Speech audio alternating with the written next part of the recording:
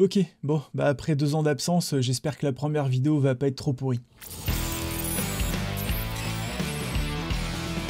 Et salut tout le monde, c'est Charles chez GDM Pixel, et dans cette vidéo, on va parler de deux choses. La refonte complète de mon site sur le framework Astro que je vais vous présenter dans 30 secondes, et la migration de la chaîne GDM Pixel vers une nouvelle structure Digital Cookie dont je vais parler tout de suite. Alors, qu'est-ce qui s'est passé? Il s'est passé qu'il y a quelques années, j'ai commencé à donner de la formation dans des centres de formation en Normandie. Et puis, c'est une activité qui a pris de l'ampleur, et en fait, qui a pris plus d'ampleur que ce à quoi je m'attendais, ce qui m'a contraint, en fait, il y a 2 ans, à monter une nouvelle entreprise qui ne fera que ça, qui ne fera que de la formation. Donc c'est pour ça que ça fait 2 ans pratiquement, même peut-être un petit peu plus, que j'ai pas fait de vidéo sur GDM Pixel, pour une raison toute simple, j'avais pas le temps. Voilà, j'étais tout le temps en prod, et du coup, les vidéos, elles sont un peu passées à la trappe. Donc si vous voulez retrouver de nouveaux tutoriels encore mieux faits que les précédents, parce que depuis évidemment je me suis quand même bien équipé pour donner des cours à distance notamment, et ça va être sur la nouvelle chaîne dont je vous mets l'adresse dans la description, Digital Cookie. Vous pourrez aussi retrouver des formations sur le site internet de Digital Cookie.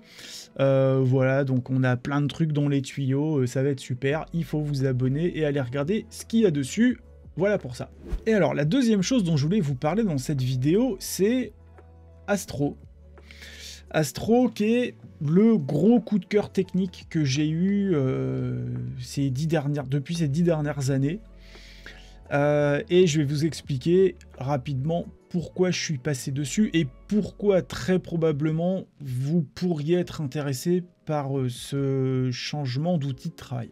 Alors Astro, c'est quoi? C'est un framework JavaScript qui tourne sur Node. Donc Node, c'est l'équivalent de PHP. Et sur Node, vous avez un truc qui s'appelle NPM, Node Packet Manager, qui est un outil qui vous sert à récupérer des composants ou des paquets dans l'écosystème de Node. Et pour simplifier, en fait, c'est quoi? C'est des plugins ou des fonctionnalités que vous allez pouvoir installer sur votre projet en fonction de vos besoins. Donc en fonction uniquement de ce dont vous avez besoin. Donc là, on retrouve la philosophie un petit peu modulaire qu'on peut avoir sur un thème comme GeneratePress. Et donc Astro, ça a plusieurs avantages par rapport à Next ou React. Déjà, c'est vachement plus rapide. Donc ça, c'est le truc qui est mis en avant sur la page d'accueil d'Astro. C'est vachement plus rapide. Il y a un rendu côté serveur, donc pour le SEO, c'est bien. C'est-à-dire que si vous n'avez pas JavaScript activé, comme si vous étiez un robot par exemple, genre Googlebot, vous avez quand même une page qui est livrée sans JavaScript. Donc c'est des pages qui sont très légères. Et puis un autre avantage, c'est que si vous utilisez, je ne sais plus où c'est dans la doc, si vous utilisez des composants React ou Svelte ou Vue, vous avez la possibilité de gérer ce qu'on appelle leur hydration ou hydratation, je ne sais pas comment on dit en français. Et en fait, c'est comment vous les intégrez sur votre page. Est-ce que vous envoyez du JavaScript dessus au chargement de la page, ou une fois que tout est chargé, ou uniquement quand ils arrivent dans le viewport. Donc ça vous permet de limiter la casse par rapport à l'utilisation de JavaScript dans votre document, et donc ça améliore les performances. Bref, je vais faire très très court, enfin je vais essayer de faire court. Je vous laisse voir les performances que j'ai sur GDM Pixel avec Astro, sur PageSpeed Insight et sur la vue mobile, pas sur la vue bureau. C'est un truc de malade quoi. Et tout ça, c'est out of the box, c'est-à-dire que c'est natif, il n'y a pas besoin de rajouter des trucs supplémentaires. Il n'y a à la limite même pas besoin d'aller vraiment optimiser. Bon, en fait, pour la petite histoire, il y a des petites choses à faire, mais ça demande moins de travail en fait que sur WordPress. Et vous avez un truc qui est beaucoup plus propre, beaucoup plus léger. Pour que vous ayez un ordre d'idée, ma page d'accueil, qui est quand même une bonne page, bien lourde, bien lourde, avec beaucoup de contenu, j'entends, parce qu'en fait, elle n'est pas lourde du tout. Là, vous voyez, je suis à 24 requêtes HTTP et 600 kilobits de transfert. Donc, c'est vraiment super light. Mais à côté de ça, j'ai quand même des sliders, donc en React, j'ai des sliders JavaScript purs. Je vais avoir des composants React, je vais avoir un chatbot avec une intelligence artificielle. Enfin voilà, j'ai tous les trucs qu'on pourrait trouver sur un CMS classique, mais sans faire de sacrifice sur les performances et sans avoir à passer des heures à tout optimiser. Donc out of the box, c'est super rapide, c'est un vrai plaisir. Alors la deuxième chose qui m'a séduite avec Astro, c'est le côté simplicité. Alors je mets des guillemets, hein, c'est le côté simplicité sur la mise en place des contenus. Il n'y a pas d'interface, donc c'est tout en code, donc faut pas être rebuté par le code bien entendu.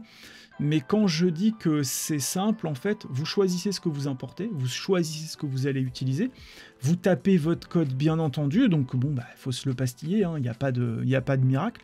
Par contre, ce qui est intéressant, c'est que vous allez avoir votre contenu d'un côté, donc l'HTML, hein, pour faire simple, avec les inclusions JavaScript qui vont bien, le JavaScript dans le même fichier, et le CSS dans le même fichier.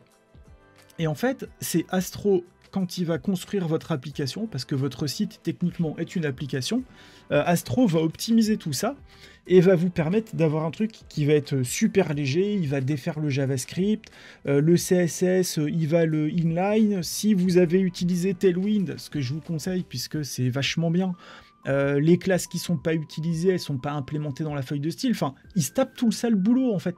Tous les trucs chiants ou tous les trucs qui coûtent cher parce que vous êtes obligé de prendre une licence WP Rocket, il le fait tout seul.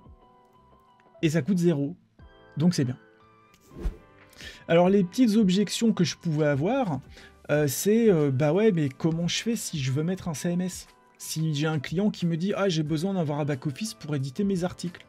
Et ben en fait sur Astro on peut quand même utiliser un CMS, donc vous pouvez quand même lui coller un CMS, hein, entre guillemets. Donc bah, si je veux mettre un WordPress, je peux mettre un WordPress, mais voilà, vous pouvez mettre tout ça.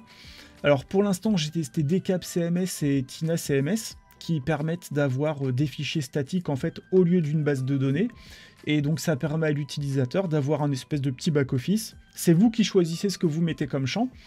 Et donc là-dedans, bah, il peut mettre son titre, son image à la une, son contenu, son excerpt, les balises pour le SEO, enfin tous les trucs qui vont bien. Et c'est gratuit, là encore. Alors vous allez me dire, ouais, mais si mon utilisateur, il a besoin d'avoir une base de données. Eh bien justement, depuis quelques mois, depuis 2-3 mois, eh ben, on peut rajouter une base de données. Donc là, c'est la base de données que j'utilise par exemple sur Digital Cookie. Donc vous pouvez connecter votre propre base de données qui est hébergée sur un serveur chez Astro. Au niveau de la tarification, c'est ridicule. C'est genre 1 $ pour 1 million d'enregistrements. Enfin, ça pèse que dalle, quoi. Si vous passez dans le tiers payant, vous serez content. Mais voilà, c'est vraiment pas cher. Et l'intégration est native avec Astro, donc ça se gère franchement assez facilement.